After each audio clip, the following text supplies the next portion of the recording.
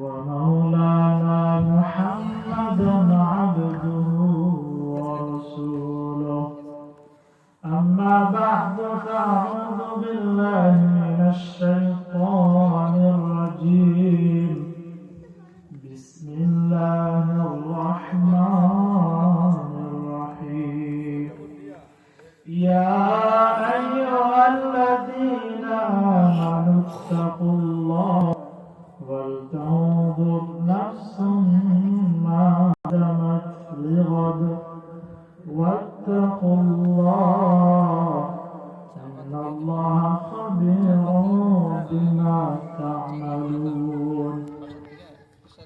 وقال النبي صلى الله عليه وسلم لا يزال قدم ابن آدم يوم القيامة حتى يسأل عن خمس: عن عمره فيما أفناه، وعن شبابه فيما أبلاه، وعن ماله من أين اكتسبه وفيما أنفقه، وماذا علم فيما عمل، أو كما قال عليه الصلاة والسلام بلغ العلا بكماله كشف الدجى بجماله حسنت جميع خصاله صلوا عليه وآله. الحمد لله. আল্লাহ রাব্বুল ইজ্জতের দরবারে লাখ কোটি শুকরিয়া। ঐতিহ্যবাহী হরিণা উত্তরপাড়া দিঘিরপাড় বাইতুল নাজাত জামে মসজিদের উদ্যোগে 13তম বার্ষিক তাফসীরুল কোরআন মাহফিলের সম্মানিত সভাপতি পীরে কামেল মুর্শিদে বরকত আলহাজ আজ আহমদ জুবায়ের সিদ্দিকী পীর সাহেব জনপুরি হাফিজাহুল্লাহ উক্ত মাহফিলের প্রধান বক্তা, বিশেষ বক্তা, আরো অনেক উলামায়ে কেরাম এবং আমার সামনে উপবিষ্ট প্যারা হাজিরিন, আমরা শুরুতে রব্বুল ইজ্জতের দরবারে শুকরিয়া আদায় করি যে রব্বুল ইজ্জত আমাদেরকে শত ব্যস্ততা থাকার পরেও এই দ্বীনি মজলিস, এই মাহফিলে আসা বসা এবং দ্বীনি কিছু কথাবার্তা বলা শোনার তৌফিক দান করেছেন। এই জন্য মহান রব্বুল ইজ্জতের দরবারে আমরা শুকরিয়া আদায় করি, বলি আলহামদুলিল্লাহ। লাখ কোটি দুরূদ ও সালাম বিশ্ব নবী সরকার দো আলম, বিশ্ব মানবতার দূত, যিনি হলেন সকল নবীকুলের সরদার, যিনি হলেন সকল নবীর চাইতে সর্বশ্রেষ্ঠ নবী, আখির জামানার নবী, আমার আপনার প্যারা নবী, প্রিয় নবী, নবী মুহাম্মদুর রাসূলুল্লাহ সাল্লাল্লাহু আলাইহি ওয়াসাল্লামের প্রতি আল্লাহুম্মা সাল্লি আলা মুহাম্মদ, আল্লাহুম্মা বারিক আলা মুহাম্মদ। প্যারা হাজিরিন, আমি যে খুতবার শুরুতে যে আয়াতটা তেলাওয়াত করেছি, ওই আয়াতের মধ্যে রব্বুল ইজ্জত বলেন ইয়া আইয়ুহাল্লাযীনা আমানু ইত্তাকুল্লাহ, ও আমার ইমানদার বান্দাগণ, ইত্তাকুল্লাহ, তোমরা আল্লাহকে ভয় করো, ওয়াল তানজুর নাফসুম মা কদ্দামাত লিগাদ, এবং আগামীকালকের জন্য কি পাঠিয়েছ তুমি চিন্তা করো, ফিকির করো। অর্থাৎ আগামীকাল বলতে আখিরাত, পরকাল, পরকালের জন্য, আখিরাতের জন্য আমরা কি করেছি, কি করতেছি, কি পাঠাইতেছি, এই একটু ফিকির করার জন্য, চিন্তা করার জন্য রব্বুল ইজ্জত আমাদেরকে নির্দেশ দিয়েছেন। বলছে বান্দা, ও আমার ইমানদার বান্দারা, তুমি একটু ফিকির করো, চিন্তা করো যে আখিরাতের জন্য তুমি কি পাঠাইতেছো, দুনিয়াতে তুমি কি করতেছো, তোমাকে কি জন্য দুনিয়াতে পাঠানো হয়েছে, আখিরাতের জন্য তুমি কি পাঠাইতেছ তুমি চিন্তা করো। বিশ্বনবী সরকার গোলাম নবী মুহাম্মদুর রাসূলুল্লাহ সাল্লাল্লাহু আলাইহি ওয়াসাল্লাম বিশ্বনবী বলেন লা ইয়াযালু কদমা ইবনে আদম ইয়াউমাল কিয়ামাতি হাত্তা ইসআলা আন খামস عن عمره فيما أفنى وعن شبابه فيما بلغ وعن ماله من أين اكتسبه وفيما أنفقه وماذا علم فيما عمل أو كما قال عليه الصلاة والسلام بالشرب رحمة للعالمين নবী মুহাম্মদ আরবি সাল্লাল্লাহু আলাইহি ওয়াসাল্লাম বলেন কিয়ামতের দিন কোন বান্দা কোন বনি আদম পাঁচটা প্রশ্নের উত্তর দেওয়ার আগ পর্যন্ত এক কদম আগে পিছে সামনে ডানে বামে এক কদম সে লড়তে পারবে না হাত্তা ইউসালা আন খামস পাঁচটা প্রশ্নের উত্তর দেওয়ার পর্যন্ত কোন বনি আদম এক কদম আগে পিছে সামনে পিছনে ডানে বামে এক কদম লড়তে পারবে না। এক নম্বরে এক নাম্বার হলো ও বনি আদম তোমার জীবনকে তুমি দুনিয়াতে কোন কাজে ব্যয় করছো জীবনের হিসাব যতক্ষণ পর্যন্ত আমি আর আপনি দিতে পারবো না ততক্ষণ পর্যন্ত আমরা এক কদম আগে যেতে পারবো না। দুই নম্বরে দুই নম্বরে তোমার যৌবনকাল ও যুবক তোমার যৌবনকালকে তুমি কোন কাজে ব্যয় করছো কিভাবে তুমি যৌবনটা কাটাইছো এই দ্বিতীয় নাম্বার প্রশ্নের জবাব আল্লাহর দরবারে দিতে হবে। তিন নম্বরে তিন নম্বরে হলো তুমি কিভাবে সম্পদ উপার্জন করেছো তুমি কিভাবে টাকা পয়সা অর্থ করে তুমি কামাই করছো উপার্জন করেছো এবং নম্বরে তোমার সম্পদ তুমি টাকা পয়সা অর্থ করে তুমি কোথায় কিভাবে খরচ করেছে ব্যয় করেছো। পাঁচ নম্বরে আমাজা আলিমা ফিমা আমিলা যে তুমি কতটুকু জ্ঞান অর্জন করেছো কতটুকু ইলম শিক্ষা করেছো এবং ওই অনুযায়ী তুমি কতটুকু আমল করেছো। এই পাঁচটা প্রশ্নের উত্তর দেওয়ার পর্যন্ত বনি আদম আমি আপনি কোন মানুষ এক কদম আমরা সামনে আগাইতে পারবো না। আল্লাহ দরবারে কিয়ামতের দিন এই পাঁচটা প্রশ্নের উত্তর আমাদেরকে দিতেই হবে। এক নম্বরে কি নবীজি বলেছেন জীবন জন্ম থেকে মৃত্যু পর্যন্ত পুরাটা জীবন আমার আপনার প্রত্যেকে কোন কাজে ব্যয় করছি আল্লাহর কাছে হিসাব দিতে হবে। যৌবনকাল জীবনের সবচেয়ে গুরুত্বপূর্ণ সময় হলো একজন মানুষের যৌবনকাল। এই যৌবনকালকে যে কোন কাজে ব্যয় করছে পুরা জীবনের হিসাব তো দিতেই হবে।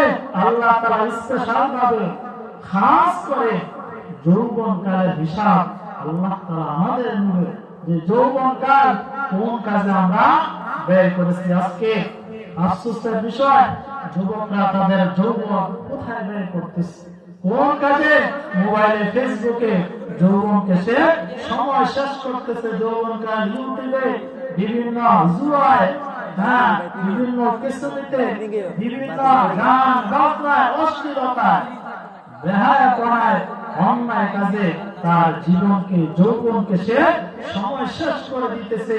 তার খবর নাই যে আমার এই যৌবনকালটাতে সবচেয়ে দামি এই যৌবনকালকে যে আল্লাহ তাআলা স্পেশাল ভাবে যৌবনকালের হিসাব নিবে কোন খবর নাই যুবকদের। রাসূল আরবি অন্য হাদিসের মধ্যে বলেছেন 7 শ্রেণীর লোক 7 প্রকারের লোক কিয়ামতের দিন আল্লাহ তাআলা আরশের ছায়ার নিচে ছায়া পাবে। সাত শ্রেণীদের মধ্য থেকে এক শ্রেণীর লোক হলো সাবুন নাশা ফি ইবাদাতি রাব্বি। ওই যুবক যে যুবক যৌবনকালে আল্লাহ তাআলা ইবাদত করে, ওই যুবক কিয়ামতের দিন আল্লাহ তাআলা আরশের ছায়া নিচে ছায়া পাবে। যৌবনকাল অনেক দাম। আজকে আফসোসের বিষয় দেখা যায় যে যুবকরা তার সময়গুলা কোন দিকে সে ব্যয় করতেছে, কোন নেতার পিছনে খরচ করতেছে, কোন মিছিলে যাইতেছে, কোন মিটিংয়ে যাইতেছে। যুবকরা জবাবদারি করতে হবে এবং যারা বৃদ্ধ আছে তার জীবনটা কোন কাজে ব্যয় করতেছে, কোন নেতার পিছনে, কোন রাজনীতিতে সে তার জীবনটা ব্যয় করতেছে, যৌবনটা শেষ করতেছে কার মিছিলে? কি ইসলাম কায়েম করার মিছিলে, দিন কায়েম করার মিছিলে তার যৌবনটা জীবনটা সে কাটাইতেছে, নাকি ওই খ্রিস্টানদের যে আব্রাহাম লিঙ্কন ওই দিকে সে দেশের মধ্যে তাদের যে নীতি, তাদের যে নিয়ম কানুন দেশে জারি করার জন্য এগুলার কিছু কি সময় কাটাইতেছে কিনা আল্লাহ দরবারে জবাবদারি করতে হবে। আজকে দেখা যাচ্ছে অনেক মানুষ না জানার কারণে ওই পশ্চিমা সভ্যতা আমাদের দেশে চালু করতে চায়, বাস্তবায়ন করতে চায়। মানুষ বুঝে না, না জানার কারণে ওই নেতার পিছনে ঘুরতেছে, ওই মিছিলে যাইতেছে। যারা দেশে চায় না ইসলাম কায়েম হোক, দিন প্রতিষ্ঠা হোক, তারা দেশে চায় না। প্রত্যেকটা সময়ে প্রত্যেকটা সেকেন্ডের জবাব আল্লাহ তাআলার কাছে দিতে হবে। এই জন্য আল্লাহ তাআলা ওয়ান্তানজুর নাফসুম মা কদ্দামাত, যে বান্দা ও ঈমানদাররা আখিরাতের জন্য তুমি কি পাঠাইতেছো চিন্তা করো। ওয়ান মালি মিন আইনা ইকতাসাবাহু, যে তুমি কোন ক্ষেত্রে কোন কি দিয়ে তুমি উপার্জন করতেছো, কিভাবে তুমি সম্পদ কামাই করতেছো, কি হালাল না হারাম, ডাইনাতে না বামাতে, কি সুদে না ঘুষে, কিভাবে তুমি সম্পদ উপার্জন করতেছো। আজকে দেখা যায় মানুষ যে টাকা পয়সা পাইলে হয়েছে, হালাল না হারাম চাকরি পাইলে হয়েছে, এই চাকরি কি সুদে হারামে, এটি কোনো তার পক্ষে কোনো তার চিন্তা নাই যে টাকা পাইছি তো কি পকেটে রয়েছে, কিভাবে টাকা উপার্জন করতেছে। আল্লাহ দরবারে জবাবদারি করতে হবে এবং তুমি কোন কাজে তোমার সম্পদ ব্যয় করতেছো, খরচ করতেছো। পরিবারের জন্য তো তুমি খরচ করতেছো, ভালো কথা। পরিবার ছাড়া তোমার এই সম্পদ কি তুমি কি সঞ্চয় করতেছো, নাকি আল্লাহর রাস্তায় দান করো? মসজিদ, মাদ্রাসা, গরিব অথবা এতিম মানবতার জন্য তুমি খরচ করতেছো কিনা, এই জন্য আল্লাহর দরবারে কি দিতে হবে? জবাবদারি করতে হবে। ওমাদা আলিমা ফিমা আমিলা, যে তুমি কতটুকু গান শিখলা, আয়াম শিখলা, কতটুকু তুমি শিখলা, আর এই অনুযায়ী তুমি কতটুকু আমল করলা। যে আজকে দেখা যায় আমরা কোনো কিছু শিখতে চাই না, যে আলেমদের কাছে যাইতে এমনি তো মাদ্রাসা একটা পড়লাম না, যেটা ফরজ নবীজি বলেছেন তলাবুল ইলমি ফারিদাতুন আলা কুল্লি মুসলিম, প্রত্যেকটা মুসলমান নরনারীর উপর ইলমে দ্বীন শিক্ষা করা ফরজ। এই ইলমে দ্বীন আমি কতটুকু শিক্ষা করলাম, আমি শিক্ষা করলাম না, যাই হোক। কিন্তু এই যে ওলামায়ে কেরামদের মাহফিলের মধ্যে বয়ান করে, দ্বীনি কথা বলে, কোরআন থেকে কথা বলে, তাফসীর থেকে কথা বলে, বিভিন্ন মাসলা মাসায়েল বলে, ওখানে গিয়ে আমি কতটুকু জানলাম। এই যে শুক্রবার দিন, প্রতি শুক্রবার খতিব সাহেবরা যে বয়ান করে ইসলাম সম্পর্কে, দ্বীন সম্পর্কে, ওখানে গিয়ে কতটুকু শিখলাম? কোন আগ্রহ নাই আমাদের ইলমে দ্বীন শিক্ষা করার। দ্বীন শিখবো, ইসলাম শিখবো, কোরআন শিখবো, কতটুকু শিখলাম? এরা জবাব কিন্তু আল্লাহর দরবারে দিতে হবে। যে আজকে দেখা যাচ্ছে তোমাকে যে সূরা ফাতিহা জিজ্ঞাসা করা হয়, তুমি ভালো করে উত্তর দিতে পড়তে পারবা না, তো তুমি যে সূরা ফাতিহা শেখার জন্য কোন আলেমের কাছে গেছো, কোনদিন বলছো যে সূরা ফাতিহা হয় কি না হয় না, একটু আমাকে ধরাই দেন, একটু আমাকে ভুলটা ধরাই দেন, ভুল হয় কিনা, আমি আর আপনি বলছি কিনা। আল্লাহর দরবারে প্রত্যেকটা সময় প্রত্যেকটা সেকেন্ডের জবাব দিতে হবে। আজকে আমরা কি করতেছি, কোন কাজে আমাদের সময়গুলা ব্যয় করতেছি। হাজির অনেক আলেমরা বয়ান করবে, আপনারা শুনবেন। আমি আপনাদেরকে বলবো যে প্রত্যেকটা আলেমদের থেকে এক একটা করে, কমপক্ষে এক একটা করে আপনারা আমল নেবেন, একটা আমল নেবেন। ওই হুজুরের একটা আমল নিলাম, এটা আমি করবো, ওই হুজুরের একটা নিলাম, প্রত্যেকটা আলেম থেকে এক একটা কমপক্ষে একটা করে আমল নেন। আর এটা যদি আপনার জীবনে ফিট করতে পারেন, আমল করতে পারেন, তাহলে আশা করা যায় আপনার এই আমলটা নাজাতের জরিয়া হয়ে যাবে। আমি একটা আমলের কথা বলে শেষ করতেছি। রাসূলুল্লাহ সাল্লাল্লাহু আলাইহি ওয়াসাল্লাম বলেন, قال رسول الله صلى الله عليه وسلم من قال سبحان الله وبحمده في يوم 100 مرة حطت خطاياه وإن كان مثل زبد البحر أو كما قال عليه الصلاة والسلام। বিশ্বনবী রাহমাতুল লিল আলামিন বলেন, মান ক্বালা সুবহানাল্লাহি ওয়া বিহামদিহি ফি ইয়াউমিন 100 মাররা, আমার যে বান্দা, আমার যে উম্মত দৈনিক 100 বার পাঠ করবে সুবহানাল্লাহি ওয়া বিহামদিহি, সুবহানাল্লাহি ওয়া বিহামদিহি, যে উম্মত দৈনিক 100 বার পাঠ করবে, হত্তাত খাতায়া ওয়া ইন কানা মিথলা যাবাদিল বাহর, ওই উম্মতের যদি সমুদ্র ফেনা পরিমাণ গুনাহ থাকে, আল্লাহ তাআলা তার জিন্দেগীর তামাম গুনাহগুলো মাফ করে দিবেন। সুবহানাল্লাহ, সুবহানাল্লাহ ওয়া বিহামদিহি। খেয়াল করেন, মা বোন যারা আছেন তারা খেয়াল করেন, যারা শুনতেছেন, আমরা কথা কি বললাম? সুবহানাল্লাহি ওয়া বিহামদিহি। এতটুকু সুবহানাল্লাহি ওয়া বিহামদিহি দৈনিক কয়বার? 100 বার। কয়বার? 100 বার। নবী বলেছেন 100 বার যদি দৈনিক আমি আর আপনি পাঠ করতে পারি, এটা তো খতায়া, আমার আপনার গুনাহ যদি সমুদ্রের ফেনা পরিমাণ হয়, আল্লাহ তাআলা মাফ করে দিবেন। সুবহানাল্লাহ। কত ছোট একটা আমল, করতে পারবেন না? ইনশাআল্লাহ পারবেন, একটু হিম্মত করেন, একটু হিম্মত করেন। সুবহানাল্লাহ বিহামদিহি, সুবহানাল্লাহ বিহামদিহি, সুবহানাল্লাহ বিহামদিহি। 3 থেকে 4 মিনিট সময় লাগবে, 3 থেকে 4 মিনিট সময় লাগবে। আপনি দেন 3 থেকে 4 মিনিট সময়, অথবা কি আপনি হাঁটতে পড়তে চলতে ফিরতে পড়তে হবে। আপনি বারবার যাইতেছেন, একটা তাসবিহ নেন, সুবহানাল্লাহ বিহামদিহি, সুবহানাল্লাহ বিহামদিহি 100 বার পড়েন। এটা পড়লে যে ওযু লাগবে না, ওযু ছাড়াও করতে পারা যায়, ওযু ছাড়াও কেনা করা যায়। এই জন্য যদি আমরা ইচ্ছা করি, হিম্মত করি যে হুজুর ওই আমলটা দিছে, হুজুর এই আমলটা আমি গ্রহণ করি, 100 বার পড়ি, করলে তো ফায়দা যে সমুদ্রের ফেনা পরিমাণ যদি আমার পাপ হয়, গুনাহ হয়, নবীজি বলেছেন ক্ষমা করে যে মাফ করে দেবে, সেটা করি না। যে যদি আমরা একটু ইচ্ছা করি, হিম্মত করি, মা বোন যারা শুনতেছেন, আপনারা যদি ইচ্ছা করেন, অনেক সময় আমি তো বলি, অনেক সময় কি আপনারা তাও করতে পারবেন।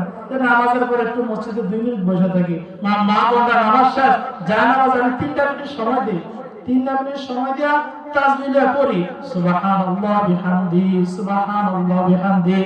এভাবে যদি আমরা 100 বার করতে পারি, নবীজি বলেছেন আমার আপনার জিন্দেগীর গুনাহগুলো আল্লাহ তাআলা মাফ করে দেবেন। সুবহানাল্লাহ। হাজিরিন, যা কিছু বললাম, আল্লাহ রাব্বুল ইজ্জত যেন সর্বপ্রথম আমাকে এবং আপনাদের সবাইকে আমল করার তৌফিক দান করেন। আমিন ইয়া রাব্বাল আলামিন। আসসালামু আলাইকুম ওয়া রাহমাতুল্লাহ।